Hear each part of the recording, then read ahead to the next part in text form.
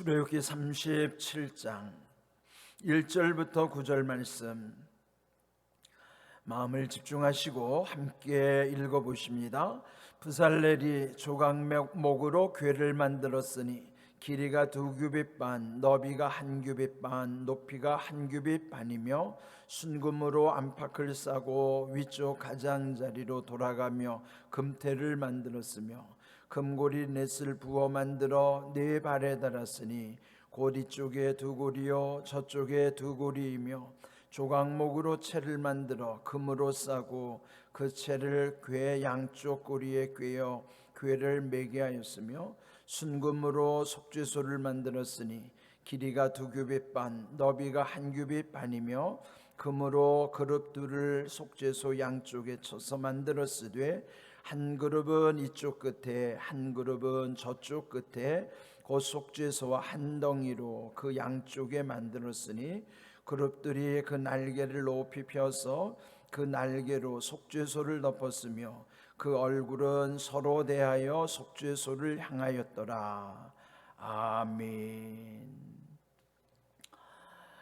이 37장에서는 그 하나님께서 명령하신 대로 그 식양 또 설계도대로 하나님의 성막 그 안에 설치되는 성물들을 제작하는 내용 중에서 가장 중요한 부분에 해당되는 지성소의 성물을 제작하는 과정이 나옵니다.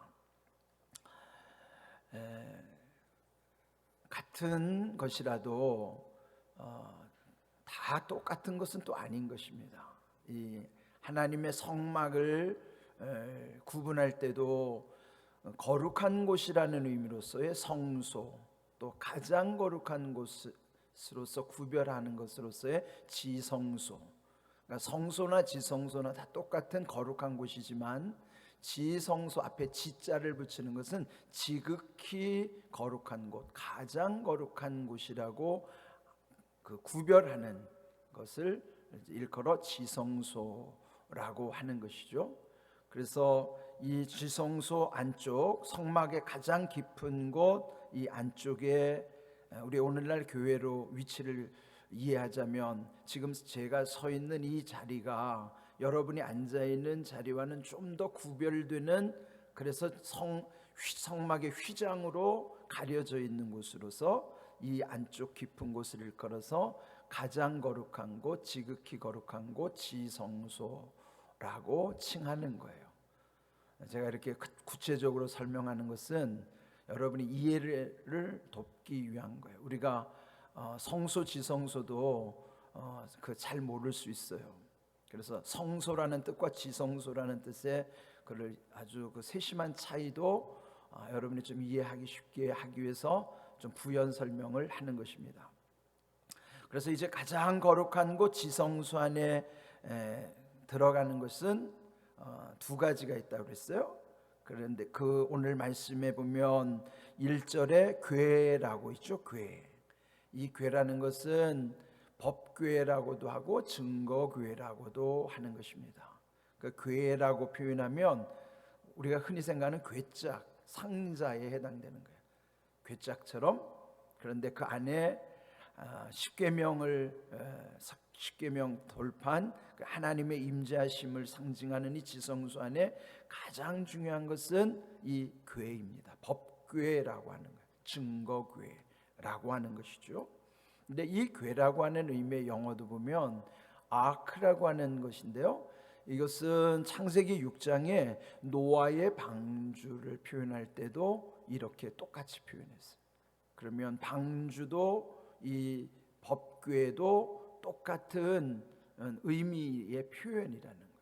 그 자체가 하나님의 함께 하시는 곳, 구원을 상징하는 곳. 그래서 그 노아의 방주, 그 구원의 방주가 이 지성소 가장 안쪽에 있는 증거궤, 법궤, 그냥 궤라고도 하는데 이런 구원의 상징적 의미를 담고 있다 하는 것입니다.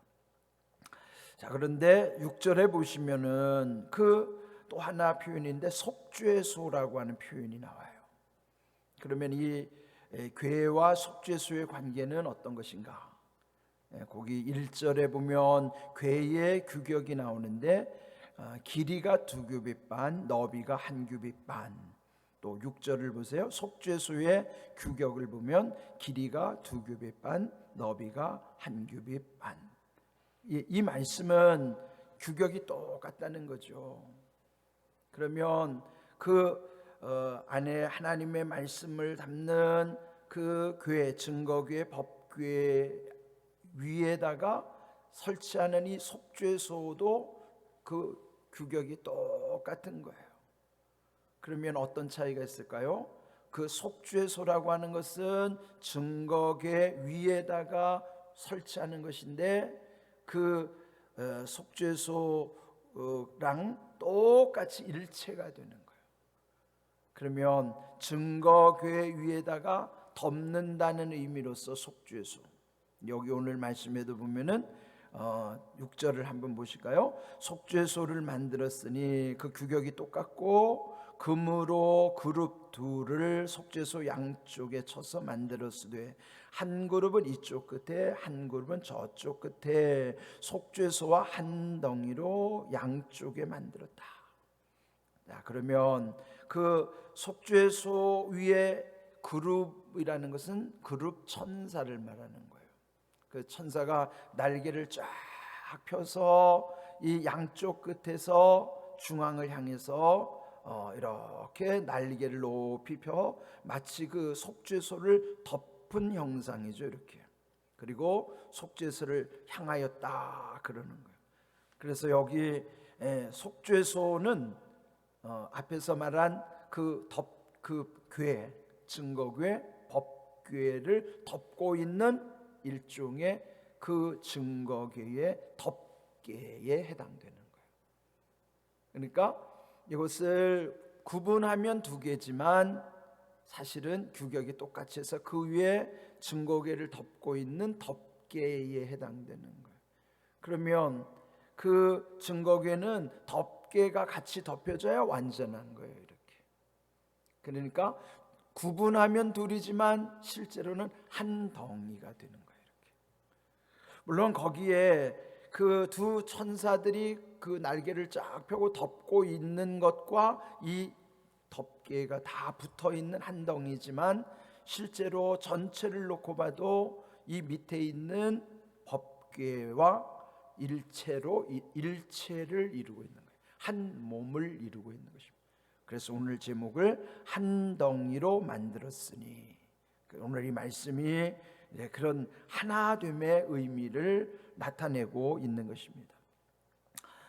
오늘 이 말씀 속에서 이 증거궤와 이 위에 있는 속죄소, 그것이 하나로 연결되는 것이 결국은 하나님의 모든 것도 하나 되게 하심의 은혜라는 것을 말씀해 주는 거예요. 예전 교회의 원형이 그랬는데, 그렇지만은 이 여기에 있는 지성소, 또 여러분 앉아 있는 곳 같은 거기 성소의 구분을 이거 다 해체시킨 것이 그 사건이 바로 예수님의 십자가 사건이에요. 예수님이 십자가에서 돌아가시는 순간에 첫 번째 나타나는 현상이 휘장이 위로부터 아래로 쫙 찢어지는 거예요. 그러면 예전에는 똑같이 거룩하다고 해도 가장 거룩한 곳을 구분한 거예요. 그러면 그 가장 거룩한 지성소와 성소의 구별을 뒀는데, 예수님의 그 죽으심 가운데 십자가 사건 속에는 이 휘장을 찢어지게 하심으로 지성소와 성소의 구분은 실제적으로 없는 거예요. 그러면 더 거룩한 곳과 덜 거룩한 것처럼 느껴졌는데, 여기를 트면 여기가 덜 거룩해지겠어요? 저기가 더 거룩해지겠어요? 어떤 의미인 것 같아요? 하나님이 이 앞에 가려진 휘장을 예수님이 십자가의 죽으심으로 인해서 찢으셨다 이 말이에요. 해체시켰단 말이죠. 그렇다면 옛적 관념, 여기는 가장 거룩한 곳이었고 상대적으로 그 바깥쪽은 덜 거룩한 것처럼 여겨졌는데, 그럼 이제 하나가 됐어요. 하나가 됐을 때 어떤 영향력이 더 크겠냐는 거예요. 더 덜 거룩함 때문에 여기 더 거룩한 쪽이 거룩함이 줄어들었을까요? 덜 거룩한 쪽이 이 가장 거룩한 것 때문에 그쪽도 가장 거룩한 곳이 되었을까요? 어떤 것 같아요? 이런 비유를 말씀드리면 어떨지 모르지만, 건물도 도로에 인접한 건물하고 도로에서 멀리 떨어져 있는 쪽 건물하고 값이 같아요, 달라요? 달라요. 땅도 도로에 인접한 땅은 비싼데 도로에서 그 건물 끼고 뒤쪽에 있는 땅은 훨씬 싸요. 그런데 이제 어느 날 이 뒤쪽 땅을 샀어요. 가지고 이 담을 터버렸어요. 그러면은 여기 도로에 인접한 땅과 여기 있는 땅은 이제 똑같은 땅이 된 거예요. 그러면은 이 땅값이, 앞에 있는 땅값이 떨어질까요? 뒤쪽에 있는 땅값도 앞에 있는 땅값하고 똑같이 올라갈까요? 땅이 없으니까 여러분이 실감이 안 나는가 봐요. 예? 바로 그런 거와 마찬가지예요. 이게 하나님이 장막을 찢으시고 예수님의 십자가 사건 가운데 하나님과 우리와의 관계를 더 거룩하게 하시는 거예요. 이해하셨어요? 장막을 찢으셨다는 의미는 더 우리를 거룩하게 하고 온전케 하시는 거예요. 그런 귀한 은혜를, 옛적에는 지성소와 성소의 구분이 있었지만은, 그러나 예수님의 십자가 사건 가운데는 그 휘장을 거두시고 해체시키셔서 하나님의 거룩함이 이제는 이 안을 완전히 거룩하게 뿐만 아니라 세상의 거룩함의 능력을 흘려보내도록 하시는 거예요. 네, 이것을 우리가 하나님의 은혜를 깊이 생각하면 얼마나 감사한 일인지, 그 나를 고백하는 것이 주일입니다. 그런 은혜를 잊지 않겠다고 모이는 것이 주일의 예배입니다. 주일의 예배는 단순히 습관적으로 나오는 게 아니라 하나님이 우리를 이렇게 온전케 하시고 이 구약의 백성들, 성도들과 예수님의 십자가 사건 이후에 우리들에게 베풀어 주시는 하나님의 은혜는 질적으로 달라요. 그걸 여러분 아셔야 돼요. 은혜를 알면 알수록, 그래서 우리는 하나님의 은혜 앞에서 더 감사하게 되고요, 더 기쁨으로 충만하게 되는 거예요.